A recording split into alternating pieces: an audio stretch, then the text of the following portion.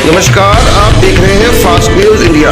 हमारे साथ जुड़े रहने के लिए हमारे यूट्यूब चैनल को सब्सक्राइब करें और फेसबुक पेज को फॉलो करें। जय महाजन, आप देख रहे हैं फास्ट न्यूज इंडिया। आज मैं आपको लेकर आई हूँ संगलपुरा रोड, यानी कि संगलपुरा रोड जो है जाना माना है। वहाँ पर आज हम एक नाम सुनते आए हैं सदियों से, बीजेपी की बीरावाली। आज हम उनके मुलाकात करते हैं और उनसे बातचीत करते हैं कि बीरावाली जी जो है बीजेपी में क्या पोस्ट थी, क्या काम कर रही है आजकल, उनसे बातचीत कराते हैं। नमस्कार मैडम जी। नमस्ते जी। मैडम, आपका नाम पूरा क्या क्या आप बीजेपी में ओहदा था आपका और आप क्या कर रही हैं? देखो मैम, बात ऐसी है कि पहले मैंने बीएसपी में काम किया। बीएसपी क्या चीज होती है ये समझाइए पहले। बहुजन समाज पार्टी, उसकी हमारी प्रधान श्रीमती मायावती जी हैं, वो यूपी में रहते हैं। और मैंने सबसे पहले बीएसपी में काम किया और बीएसपी में मेरी अच्छी इमेज थी और मैं पंजाब की प्रधान रह चुकी हूँ। और मैंने बीएसपी में इलेक्शन भी लड़ा था। पहली बार मैंने जब इलेक्शन लड़ा तो मेरे को 400 वोट पड़ी थी। मैडम, अब आप बीजेपी में अगर थे तो क्या होता था और क्या क्या करते रहे आप बीजेपी में? मैं बीजेपी में आने का मेरा मेन कारण ये है कि बीजेपी में, मैं तो वैसे बीजेपी में नहीं आना चाहती थी। और मेरे लड़के को, जो उसका नाम सुरेश कुमार है, वो गवर्नमेंट कॉलेज में पढ़ता था। और एक अजिंदर बिट्टा जी हैं, उन्होंने मेरे बेटे को, और परदेसी जी ने उनको ये यूथ का प्रधान बना दिया। क्योंकि वो वैसे स्कूल में भी कॉलेज में भी अच्छी काम करता था, वैसे देखने भी बॉडी भी अच्छी है। और मेरा बेटा कुछ मतलब कि गलत काम जहाँ पे होता है वहाँ पे अड़ जाता है, उनकी लोगों की हेल्प करता है। उन्होंने ये सब कुछ देख करके मेरे बेटे को यूथ का प्रधान बना दिया बीजेपी में। जब बीजेपी में उन्होंने प्रधान बना दिया तो राजेंद्र पिट्टा जी ने बोला कि आप अपनी माँ को, एक बार मैं अपने बेटे के साथ जा रही थी गाड़ी में, तो मेरे को राजेंद्र बिट्टा जी ने देखा, गाड़ी के पीछे बैठा, तो मेरे बेटे से पूछा ये कौन है, तो उसने बोला ये मेरे मम्मी है। तो बोलता है कि तू अपनी मम्मी को हमारी बीजेपी में लेके आओ और उनको हम अच्छा मतलब कि डेजिग्नेशन देंगे। हमने उनकी एक्टिविटीज़ देखी हैं, शी इज़ वेरी एक्टिव और पढ़े लिखे भी हैं और अच्छा काम करते हैं, तो हमारी बीजेपी में लेके आओ। फिर धीरे धीरे मेरे घर में थोड़ा इस बात का चलने लगा। मेरे बेटे ने बोला कि मम्मा आप काम जो कर रहे हो, हमारी बीएसपी तो यहाँ पे इतनी चल नहीं रही, तो आप बीजेपी में क्यों नहीं आते। फिर मैं बीजेपी में आई और बीजेपी में मेरा शुरू हो गया, जैसे एक बच्चे को पढ़ाते हैं ना, class first class, second class, third class, तो मेरे को उन्होंने ज्वाइन कराया विजय वर्मा जी ने और अवेश शर्मा जी ने।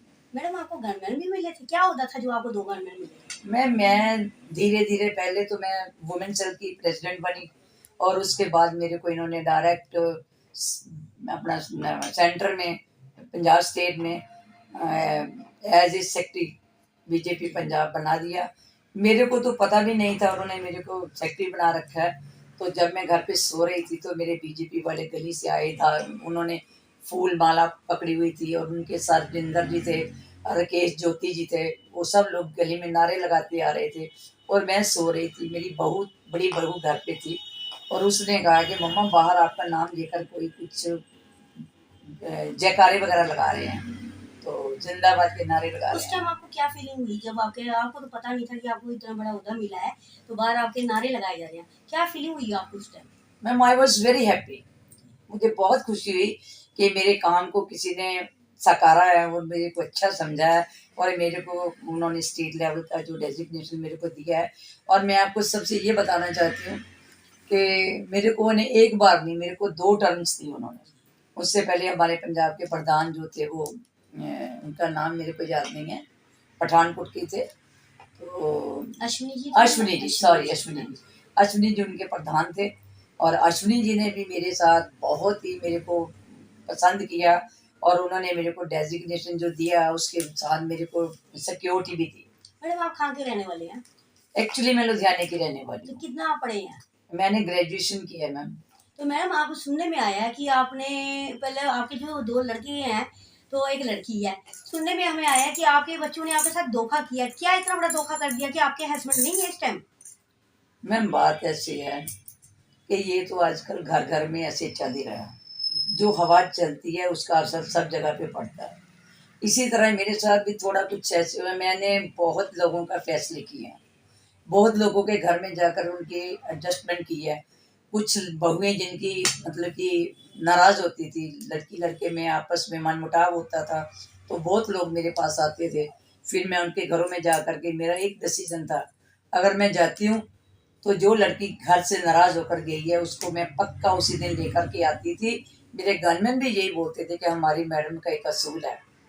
हमारे में ये होता है कि जब हमने किसी गांव में या किसी शहर में जाना होता है तो वहाँ पे हमारे जो प्रेसिडेंट होते हैं उधर के, उनको पहले बोलते हैं।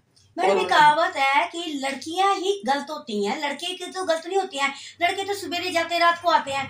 आजकल की जो लड़कियां हैं वो शादी करके आती है, बोलना शुरू कर देती है मेरा पति, मतलब जो मेरा पति है वो तो पति बना लिया, बाकी जो उसका खानदान के वो मार दिया जाता है। इसके बारे में आप क्या कहना चाहेंगे?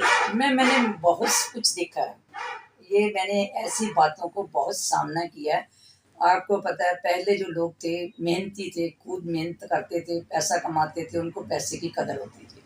आजकल के बच्चे हैं उनको फुल फैसिलिटीज़ मिल रखी है, अच्छे स्कूलों में पढ़ना, अच्छे कपड़े पहनने, अच्छे गाड़ियों में स्कूल में जाना, तो उस फैसिलिटी को देख करके वो दूसरे लोगों की जो बैकग्राउंड है जिन्होंने पैदल जाना और दरी पे बैठ के स्टडी करना, और स्कूल में जब कई बार वो स्कूल के राशन पे ही डिपेंड होते थे, पेरेंट्स गरीब होते थे, वो उस कैटेगरी से निकले हैं। आजकल के बच्चे जो है उनके लिए पूरी फुल फैसिलिटीज़ है और उनको तो पता ही नहीं है गरीबी क्या चीज़ होती है। मेरा मुद्दा मैडम ये है कि हम अगर कोर्ट में जाते हैं, जज से भी पूछते हैं, तो जज साहिबा कहती है कि लड़कियों में कमी है, क्योंकि उनके माँ बाप ही उनको शेयर देती है। लड़की को बोलते हैं अगर रहना है तो रह, नहीं रहना तो वापस आजा पैसे लेके। लड़कियों के लिए क्यों नहीं कानून बनाए गए? लड़कों के लिए तो बड़े कानून बनाए जाते हैं। इसलिए आप क्या कहना चाहेंगे कि लड़की गलत है तो उसके लिए कानून क्यों नहीं बनाया आपने? नहीं मैम, ऐसी कोई बात नहीं है। हमारे में देखो बेटी बचाओ बेटी पढ़ाओ का प्रोग्राम होता है और हम बेटियों के स्पेशल जो है जा करके उनके स्कूलों में उनको गाइड करते हैं कि बेटी को अच्छा पढ़ना चाहिए, उसमें अच्छे संस्कार होने चाहिए और अपने माँ बाप की सेवा करने की, उनके दिल में इज्जत करने की कामना होनी चाहिए। हम भी सिखाते हैं, मगर आजकल कुछ सिस्टम ऐसा चल रहा है कि लोग जो है ये नशावृत्ति भी थोड़ी ज़्यादा आ गई है और पैसे की कमी भी होती है। जो लोग नशा पीने लगते हैं वो नशे में कुछ ऐसी हरकतें करते हैं।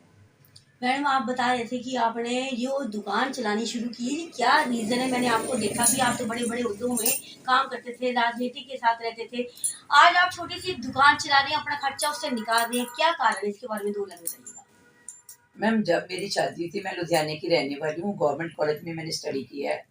मेरे भाई साहब कर्नल थे आर्मी में, मेरी भाभी जान जो दीनानगर की है, और उन्होंने मेरे को मतलब कि यहाँ पे मेरी गुरदासपुर में मेरी शादी हुई है।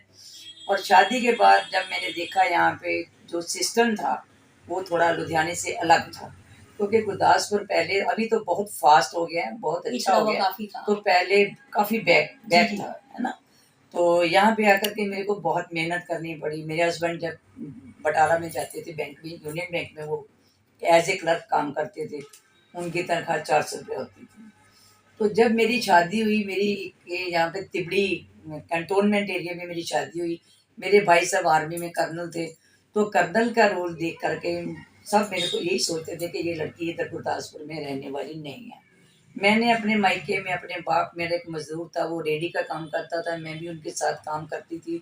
मुझे पता था कि बड़े होने के लिए हमें बहुत मेहनत करनी पड़ेगी, बहुत काम करना पड़ेगा, तभी तो हम जो अच्छे बन सकेंगे। मतलब छोटे मतलब गरीब परिवार से थी, गरीब जिससे परिवार आप से। अपने डैडी के साथ मदद करते थे। यस, यानी कि आपके डैडी रेडी चलाते थे तो आप उनके साथ चल के उनकी हेल्प किया करते हेल्प थे। करते। आपने गरीबी देखी, फिर थोड़ी अमीरी देखी, जब आपकी शादी हुई अमीरी से अब आप फिर, मेरे को लग रहा है कि आप थोड़ी सी गरीबी में आ गई हैं।